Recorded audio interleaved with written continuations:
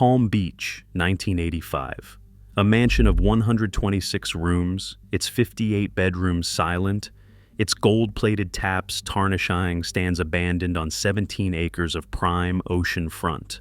Built for presidents, yet deemed too costly for the nation, Mar-a-Lago was born from a serial fortune inherited after a suicide and shaped by obsession. When a real estate developer bought it for a fraction of its value, the fate of the Trump family's most infamous estate revealed how American dreams can turn into burdens nobody wants to claim. How did a palace meant for glory end as a white elephant waiting for rescue? Charles William Post was born in Springfield, Illinois, in 1854, the son of a restless entrepreneur and of a mother whose family traced its roots to the early American Midwest. From the beginning, Post's life was shaped by uncertainty and ambition, and that tension would follow him through success and collapse. As a young man, he cycled through business failures and health crises, enduring his first nervous collapse in 1885. By the time he reached his late 30s, another breakdown sent him to Dr. John Harvey Kellogg's sanitarium in Battle Creek, Michigan, a place famous for its new ideas about health and food. The treatment there was unconventional, but it offered Post a glimpse of something that would change his fortunes. Grain-based health foods served bland and promised as a cure for modern ills. When his money ran out, Post left the sanitarium, but he carried those lessons with him. In 1895, working out of a barn in Battle Creek, he created Postum, a roasted grain beverage marketed as a wholesome alternative to coffee. The product found a ready audience, helped by advertisements that claimed it could cure everything from headaches to insomnia. 2 years later, Post introduced Grape Nuts, a cereal whose name suggested both energy and novelty. He built his business on bold promises and relentless marketing, often touting health benefits with little scientific proof. By 1901, sales of Postum and Grape Nuts had soared. The company's annual earnings exceeded $1 million, a staggering sum at the turn of the century. Post became one of America's wealthiest men, his fortune built not on inherited land or old money, but on the power of invention and the reach of advertising. Battle Creek's factories ran day and night, churning out boxes stamped with his name. The cereal empire that grew from this small Michigan town would become the financial engine for a new kind of American opulence, one measured not just in dollars, but in the scale of dreams it could support. By 1911, the scale of C.W. Post's ambitions had outgrown the cereal mills of Michigan. His wealth, once a measure of invention, began to fund projects less rational and more grandiose. In the flat expanse of West Texas, he carved out Post City, a planned community built from scratch, named for himself, meant to prove that prosperity could be imposed on the prairie. He imported trees, laid out streets, and built a hotel, a school, and a cotton gin. The town was an assertion of control, a monument to a man who refused to let chance dictate his legacy. But, for Post, order was always threatened by forces beyond his reach. Labor unrest swept the country, and he responded with relentless anti-union campaigns. Strikes at his factories were met with firings and blacklists. He hired detectives to monitor workers, convinced that discipline alone could hold chaos at bay. The more he tried to suppress dissent, the more it seemed to multiply, feeding a sense of siege that no amount of money could dispel. The Texas droughts of the early 19-teens brought a new obsession. Convinced that rain could be summoned by force, Post poured thousands of dollars into experiments that bordered on the fantastical. He ordered crates of dynamite and hired crews to set off explosions along the Caprock Escarpment in hopes of coaxing moisture from the sky. Local newspapers chronicled the spectacle, thunderous blasts echoing across empty fields, clouds of dust rising, but no rain falling. Each attempt cost over $10,000, a fortune detonated in the pursuit of control over nature itself. Those years saw Post's fortunes swell, but also the first signs of unraveling. The campaigns against labor, the failed rainmaking, the relentless drive to impose order, each became more desperate as his health faltered. Chronic pain and insomnia crept into his days. The fortune that had once promised freedom became a burden, fueling schemes that grew more erratic as the pressure mounted. In the shadow of his empire, The limits of willpower and wealth became impossible to ignore. In the spring of 1914, C.W. Post boarded a private train bound for Rochester, Minnesota. Chronic pain had settled deep in his abdomen, a consequence, doctors believed, of an old appendicitis left to fester. At the Mayo Clinic, surgeons operated in early March, but the promise of relief faded almost as soon as the anesthesia wore off. The pain persisted. Post left the clinic with the weight of disappointment pressing on him, returning to his Santa Barbara home with little hope for recovery. The months that followed were marked by isolation and silence. Family members and business associates watched as his energy drained away. Medical notes from the period describe a man beset by insomnia, digestive agony, and a sense of futility that no fortune could ease. The empire he had built, factories, towns, a cereal brand recognized in every American kitchen, offered no comfort against the reality of a failing body. On the morning of May 9, 1914, Post retreated to a quiet room in his California estate. He was 59 years old. With a rifle, he ended his own life, leaving behind a single daughter and a business whose future now rested on her shoulders. Probate records filed in Los Angeles County that summer made it official. Marjorie Merriweather Post, age 27, became the sole owner of a fortune valued at $33 million. She inherited not just wealth, but the presidency of Postum Cereal Company, with board minutes confirming her appointment within a week of her father's death. There were no legal contests. The will was clear, the succession immediate. In a matter of days, the Post empire passed from a man whose drive had bordered on obsession to a young woman who had attended board meetings since childhood. The abruptness of the transfer, sealed by tragedy, would shape Marjorie's life, and the fate of every grand project that followed. Within days of her father's death, Marjorie Merriweather Post became the sole owner of an empire that stretched from the cereal mills of Michigan to the cotton fields of Texas. The will left no room for debate. At 27, she controlled an estate valued at more than $30 million, a sum that placed her among the wealthiest Americans of her time. Probate filings listed not only the Postum Cereal Company, but also vast real estate holdings, cash reserves, and an inventory of assets that filled dozens of pages. Board minutes from that first summer confirm what few women of the era could claim. Marjorie was named president, with the authority to direct every aspect of the business. She had attended meetings since childhood, sometimes perched on a stack of ledgers to see over the table.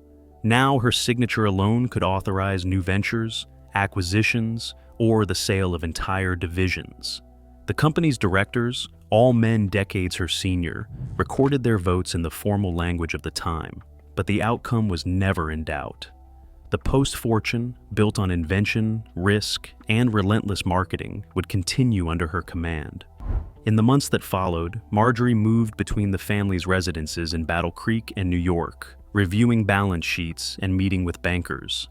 The scale of the operation was daunting. Postum's annual revenues exceeded $1 million, with cash reserves that dwarfed most competitors.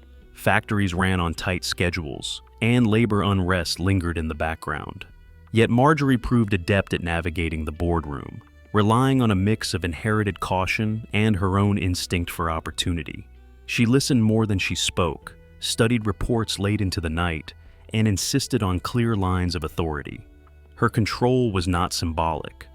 Within the first year, she approved the modernization of production lines and began laying the groundwork for future acquisitions. She understood that the company's cash position, fortified by her father's prudence, offered a rare advantage. In an age when few women signed corporate checks, Marjorie signed dozens each week, funding research, expansion, and the pursuit of new markets. The world she entered was not designed for her, but she made its rules serve her purposes.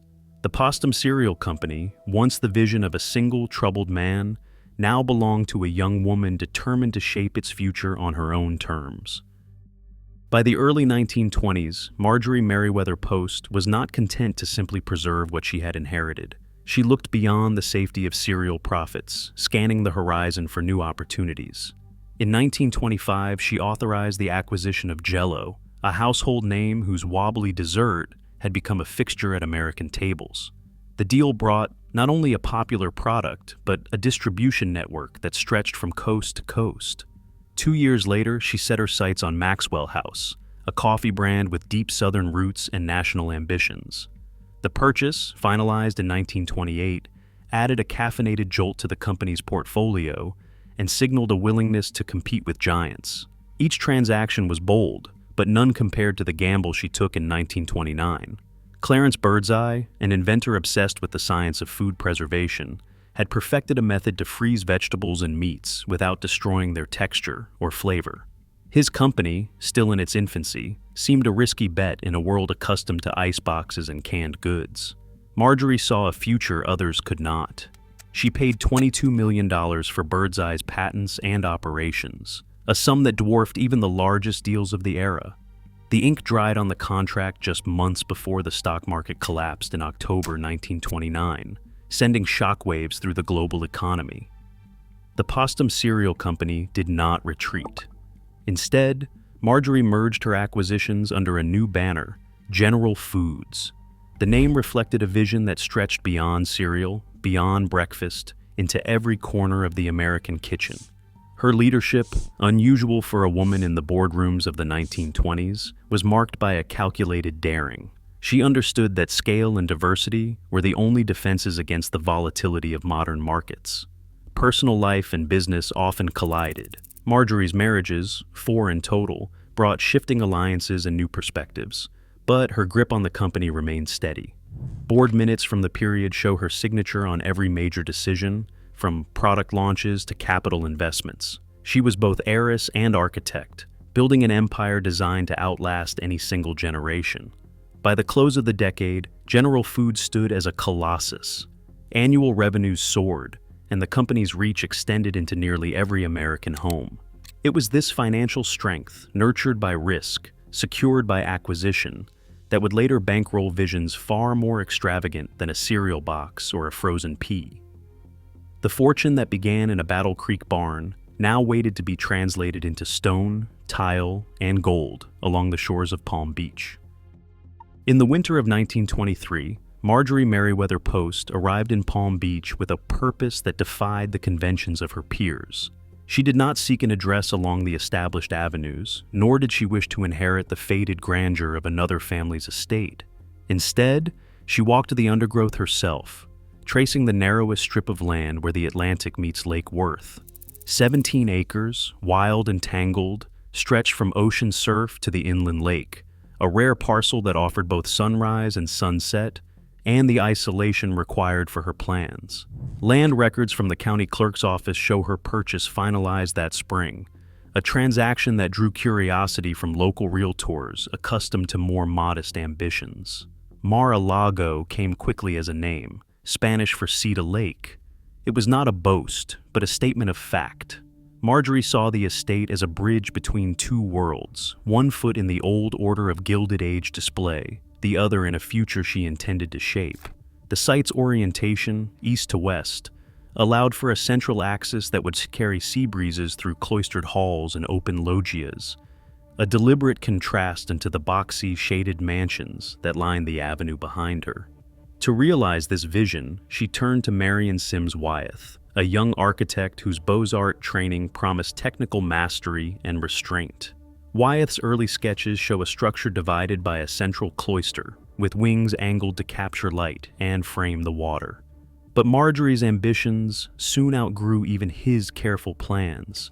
She wanted not just a house, but a stage for spectacle, a place where every arrival became an entrance, every room an act of theater. Joseph Urban, the Viennese designer known for his opera sets, entered the project soon after. Where Wyeth favored symmetry and order, Urban layered on color, ornament, and fantasy. The collaboration was uneasy from the start, but Marjorie insisted on both men, believing that tension would produce something new. Letters from Urban to his New York studio describe a client who arrived with samples of Spanish tiles and Venetian glass, demanding that each element serve both function and drama. By the end of 1923, the brief was set: a palace of 58 bedrooms, double cloisters, a tower rising above the palms, all anchored to the landscape by imported stone and antique tile. The estate would be both fortress and theater, its name inscribed on deeds and blueprints long before the first stone was laid. Marjorie's vision, shaped by loss and fortune, now had a setting as deliberate as any stage, and collaborators chosen as much for their differences as their skill. Construction began in 1923, and almost nothing about Mar-a-Lago's creation followed the logic of ordinary building. 3 boatloads of fossil-rich limestone crossed the Atlantic from Genoa, their pale surfaces destined for walls, arches, and sculpted animals that would weather quickly in the Florida sun. The project called for 36,000 antique Spanish tiles, many salvaged from ruined monasteries and palaces, each one numbered and mapped for precise placement. 15th-century fragments mingled with new tiles fired in kilns across the Atlantic, their patterns echoing Moorish courts and Venetian loggias. 20,000 Cuban roofing tiles, in shades from salmon to black, arrived by freighter and rail, stacked in endless rows behind the rising walls. The living room alone stretched 1,800 square feet, under a ceiling that soared 42 feet above the floor, a replica of the 1,000-wing ceiling from the Accademia in Venice, recreated by artisans who worked from photographs and memory. Massive windows, some 12 feet high, were shipped from Europe in crates lined with straw, their glass panes etched and leaded to catch the shifting light from the sea. Italian carvers and Viennese sculptors spent months on site, coaxing parrots, rams' heads, and griffins from the limestone, while Joseph Urban directed the installation of whimsical ironwork and painted ceilings. Barrels of gold leaf arrived from New York, destined for bathroom fixtures and cornices, chosen not only for their shine, but, as Marjorie insisted, because gold was easier to clean than silver. The logistics rivaled those of a small railroad. Shipments arrived by barge, then by truck, with ledgers recording the passage of each crate from dock to storeroom. Marble blocks from a Cuban castle, over 2,000 square feet, were cut and numbered before crossing the Gulf. Surf-polished stones gathered from Long Island beaches were laid in geometric patterns across the lakeside patio, their placement inspired by the Alhambra's courtyards. By the time the last scaffolding came down in 1927, the estate counted 58 bedrooms, 33 bathrooms, and a 75-foot tower that rose above the palms. The final bill reached $7 million, a sum that would top $120 million today. Every imported tile, every carved animal, every ounce of gold leaf spoke to a vision that refused compromise. Marjorie's palace was not simply built, it was assembled, stone by stone, from the far edges of the Atlantic world. The result was a kind of material theater, its grandeur inseparable from the effort and extravagance that made it possible. Opening night at Mar-a-Lago was less a party than an announcement. Palm Beach society, drawn by invitation and curiosity, drifted through the double cloisters and tiled arcades, past fountains lit to shimmer like Venetian canals. The ballroom, hung with gold and crowded with orchids, became a stage for spectacle. Marjorie Merriweather Post did not simply host galas, she orchestrated them. Society columns from the late 1920s read as a roll call of the era's elite. Ambassadors, financiers, opera stars, and politicians mingled under ceilings painted with mythic scenes. The estate's guestbooks, still preserved in archives, record names that would fill a diplomatic ledger. Yet the grandest events were not always for the powerful. In 1929, the Ringling Brothers Circus unloaded its wagons on the lawn. For a single afternoon, acrobats and elephants performed for hundreds of local children, many of them from orphanages or families battered by the Depression. Marjorie stood at the edge of the crowd, her attention fixed not on the dignitaries but on the children's faces as they watched the trapeze swing above the imported marble.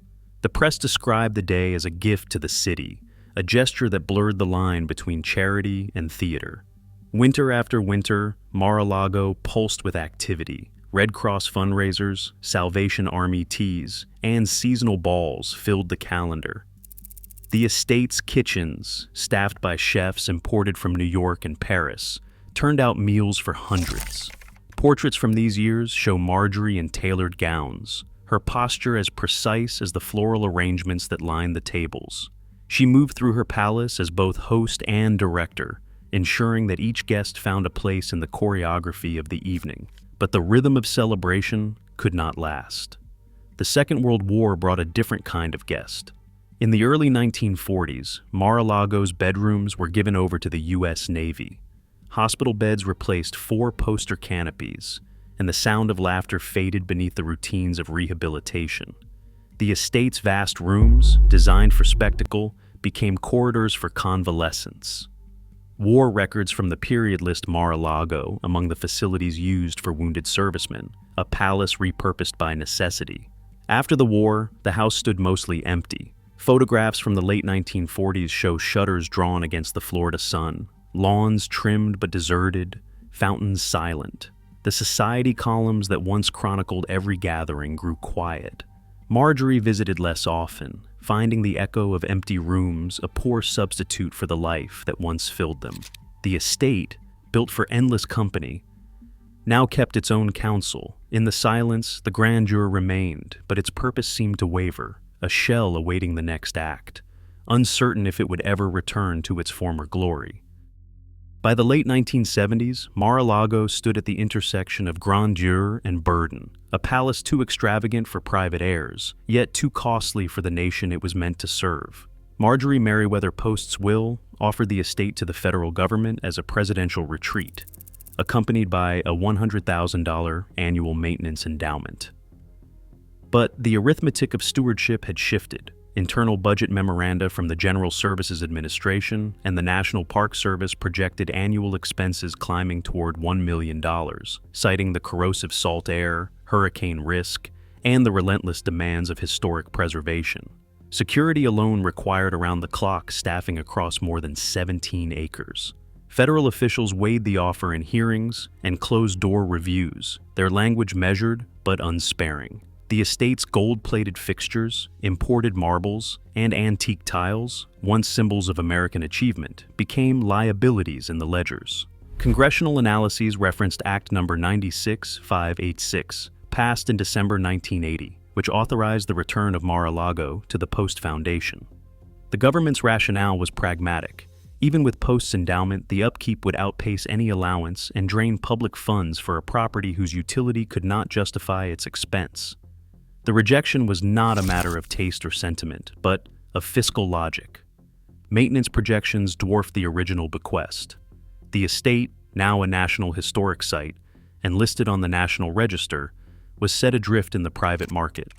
The Post Foundation listed Mar-a-Lago at $20 million, but buyers proved elusive. Without a steward willing to absorb the costs, the mansion faced not just vacancy, but the prospect of demolition, its future determined not by vision, but by the arithmetic of excess. In the silence of empty rooms and shuttered halls, the dream of a winter White House faded into a ledger entry, awaiting a new owner who could afford its care. In the winter of 1985, a deed was recorded in Palm Beach County that would redraw the boundaries of American ambition. The estate known as Mar-a-Lago, once priced at $20 million and burdened by $1 million a year in upkeep, changed hands for just $8 million. The transaction was not the result of simple market decline or a lack of interested buyers. It was the outcome of a negotiation that relied on leverage, calculation, and the peculiar vulnerabilities of a property too grand for its own good. Donald Trump began by acquiring a narrow 1.3-acre strip of beachfront just to the east of Mar-a-Lago. The parcel, purchased for $3 million, was not valuable for what it contained, but for what it could obstruct. For the Post Foundation, still seeking a buyer after years of empty listings, the prospect of a wall of condominiums rising between Mar-a-Lago and the Atlantic threatened to erase the estate's defining feature, its unbroken view from sea to lake. The original vision, inscribed in deeds and blueprints, depended on that axis. Without it, the property's value would collapse further. Trump's intentions were clear in public statements and private meetings. The offer to build was not a promise, but a warning. The Post Foundation faced a simple choice: accept a discounted sale or risk watching the estate's last advantage disappear behind new construction. Under pressure, the trustees relented. The final sale price for Mar-a-Lago was recorded at $8 million, a fraction of its appraised worth and less than half the original asking price. The furnishings, cataloged and appraised separately, were auctioned for another $3.5 million. Estimates had valued the collection closer to $8 million, but the realities of a distressed market and the need for a single, committed buyer left little room for sentiment. The transfer included chandeliers, Venetian antiques, and custom fixtures, pieces designed for rooms whose scale defied replication. The purchase, completed amid the ruins of Florida's land fever, was not simply a bargain. It was an assertion of control, achieved through the careful reading of property deeds and the exploitation of a moment when even the grandest dreams could be acquired at a discount. Stewardship of Mar-a-Lago now belonged to a new owner, one who saw in its excess not a burden, but an opportunity. The business model that finally preserved Mar-a-Lago did not begin with a government grant or an act of Congress, but with a membership ledger. By the mid-1990s, the estate's survival depended less on private fortune than on the willingness of hundreds to pay for a place at the table. The club's initiation fee began at $200,000, a sum that rivaled the purchase price of many Palm Beach homes. Annual dues and event revenues funded a restoration that kept faith with the original design, even as new demands pressed against the old walls. The most conspicuous addition was a ballroom, 20,000 square feet of marble, crystal, and gold leaf, built at a reported cost of $7 million. The room's scale eclipsed anything in Marjorie Post's original plans, yet its ornamentation echoed the theatrical excess of Joseph Urban's interiors. Here, galas unfolded beneath gilded ceilings, and international guests mingled with club members, each gathering inscribed in the ledger as both spectacle and transaction. Inclusion at Mar-a-Lago was not restricted by the codes that shaped the old Palm Beach order. The club welcomed those excluded elsewhere. Jewish, Black, and gay members were admitted in a town where tradition had long set the rules. The staff, drawn from across the region, balanced the demands of historic preservation with the logistics of modern hospitality. Maintenance costs, often reaching 7 figures each year, were met not by a single benefactor, but by the steady inflow of dues, event fees, and private bookings. Diplomacy, too, found a new stage within these walls. Heads of state and foreign dignitaries dined where circus performers once entertained orphans. The estate's original purpose, presidential grandeur, was realized, but only through commerce. Mar-a-Lago became a monument that could afford its own memory, its preservation secured not by inheritance, but by the economics of perpetual reinvention. Mar-a-Lago's gilded halls stand not just as architecture, but as evidence that America's grandest ambitions often outlast those who dream them. As wealth cycles through tragedy, reinvention, and spectacle, the question remains, who inherits responsibility for places too costly to abandon? In an age where fortunes rise and fall overnight, even palaces must justify their existence, or risk becoming monuments to the price of excess. Thank you for watching.